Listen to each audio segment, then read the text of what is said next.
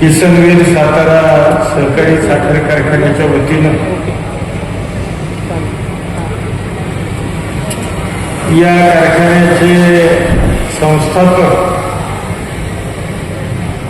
देशभक्त आबासाहेब वीर यांच्या नावानं जो आपण सामाजिक कृतज्ञता पुरस्कार दरवर्षी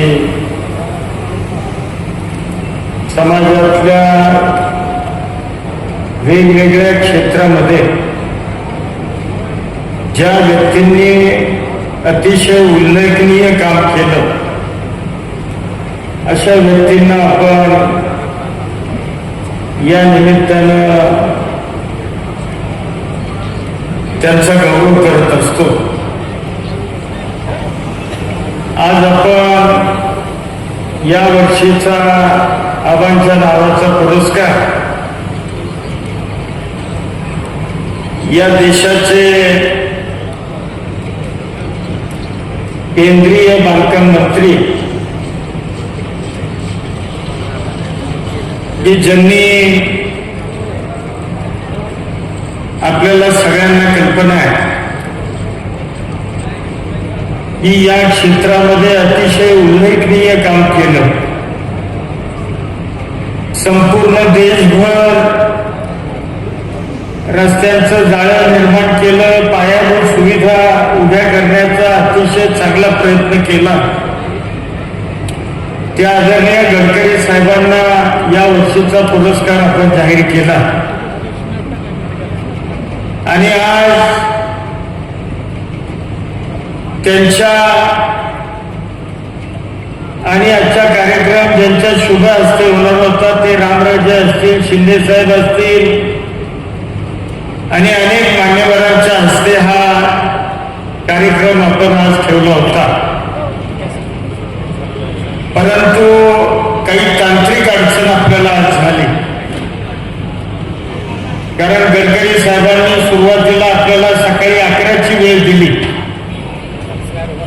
आणि ज्या वेळेला कार्यक्रमाची 11 वाजताची वेळ आपल्याला आजच्या दिवशीची दिली होती त्यावेळेला काही पश्चिम बंगालच्या मुख्यमंत्र्यांच्या शपथविधीची तारीख ठरली नव्हती. परंतु गेल्या 3 दिवसापूर्वीच पश्चिम बंगालच्या मुख्यमंत्र्यांच्या शपथविधीची तारीख आजची ठरली आणि त्यामुळं काल गडकरी साहेबांचं आपलं बोलणं झालं, त्यांचं स्वतः बोलणं झालं. त्यांनी सांगितलं की 11 ऐवजी मी दुपारी 3 ते 4च्या दरम्यान तुमच्या कार्यक्रमाला कोलकात्यावरून निश्चितपणाने येतो. त्या पद्धतीनं ते मगाशी पुण्यामध्ये उतरले विमानानं. कलकत्त्यावरून तो शपथविधी आटपून ते पुण्यामध्ये विमानानं उतरले आणि पुण्यामध्ये थोडंसं पावसाचं वातावरण आणि एकूणच परिस्थितीमुळं त्यांचं हेलिकॉप्टर या ढगाळ वातावरणामुळं त्या हेलिकॉप्टरला उडण्याची परवानगी नाकारण्यात आली. मी आता त्यांच्याशी 2 वेळा, मी आणि नितीन 2 वेळा स्वतः गडकरी साहेबांशी बोललो.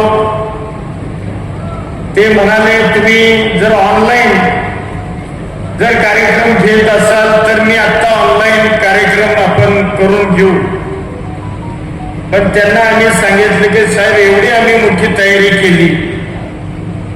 या किसनवीर कारखान्याच्या 5 तालुक्यातल्या किंबहुना सातारा जिल्ह्यातली सगळी मान्यवर मंडळी या कार्यक्रमाला त्या ठिकाणी उपस्थित आहेत. त्यामुळं आपण समक्ष कार्यक्रमाला असणं हे आम्हाला उचित वाटतं. त्यांनी म्हणजे आम्ही वेदरची माहिती सगळी गुगलवर घेतली आणि निश्चितपणानं पुण्यातलं वातावरण हे हेलिकॉप्टर उडण्याकरता अतिशय खराब आहे. त्यामुळं पुन्हा आता त्यांचं बोलणं झालं. त्यांनी अतिशय स्वच्छ आणि स्पष्ट शब्दात सांगितलं की मी येणाऱ्या 15 दिवसामध्ये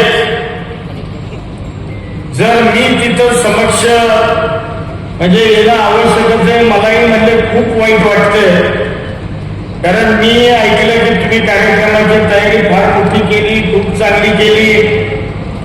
आणि मग त्यांनी आता मला फोनवर स्पष्टपणाने शब्द दिला की येणाऱ्या 15 दिवसामध्ये मी तुम्हाला पुन्हा पुढची तारीख देतो आणि हा जो आबांच्या नावानं दिला जाणारा हा पुरस्कार, या कार्यक्रमाला मी निश्चितपणानं उपस्थित राहतो अशी आपल्याला खात्री त्यांनी आता फोनच्या निमित्तानं त्या ठिकाणी दिली. खरं तर कार्यक्रमाच्या आजच्या या संदर्भामध्ये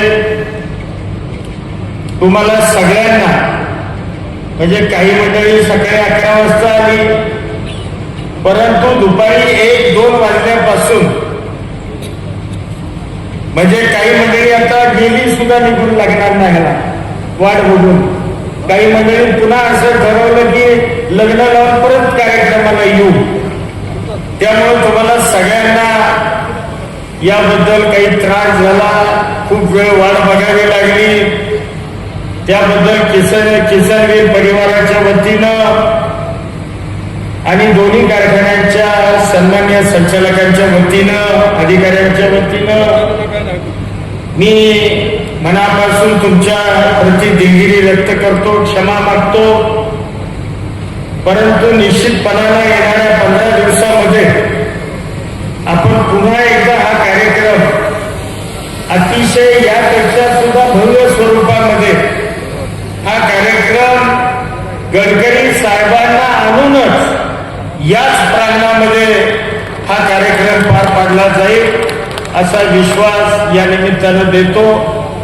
आणि अधिकचा वेळ न घेता आपण सगळ्यांनी आपल्या खरं तर आज लग्नाची मोठी तीच अनेक आपल्या आप्तेष्टांचे पै पाहुण्यांची लग्न असताना सुद्धा म्हणजे मंचकावरच्या सुद्धा मान्यवरांनी आणि विशेषतः या कार्यक्रम ज्यांच्या शुभ हस्ते होणार होता त्या आदरणीय रामराजे साहेब असतील, राष्ट्रवादी काँग्रेसचे राज्याचे अध्यक्ष शिंदे साहेब असतील, बाकी सगळी मान्यवर मंडळी, आता मी नावं सगळ्यांची घेत नाही, जिल्ह्यातनं आलेली सगळी मान्यवर आणि तुम्ही सगळे मान्यवर, तुम्ही सगळ्यांनी आपला बहुमूल्य वेळ आज या कार्यक्रमाकरता निश्चितपणानं खर्ची घातला.